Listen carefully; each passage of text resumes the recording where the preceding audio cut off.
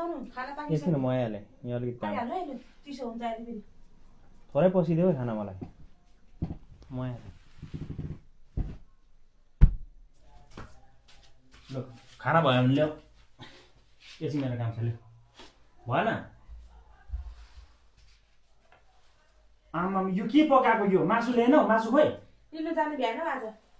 बिहानको पनि थियो त बिहानको उब्रेको मासु चाहिँ खोइ नानीले खायो नानीले खायो कि आफै खिच्यो म अब यो अन्डासँग भात खानु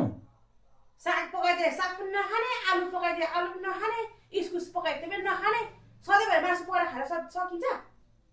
अलिकति नानीलाई छुटाएर मलाई राखिदिनु पर्दैन सबै कुरा तेरै नानीलाई खुवा तेरै नानीलाई म चाहिँ यो अन्डासँग भात खानु होला सबै कुरा नानीलाई नानीलाई नानीलाई म चाहिँ अन्डासँग भात खानु ल खा तेरे खा भात खा आफै खा साला अन्डा फ्याक्चास यति कमाउनु कति लाग्छ कहिले कमाएको थाहा हुन्छ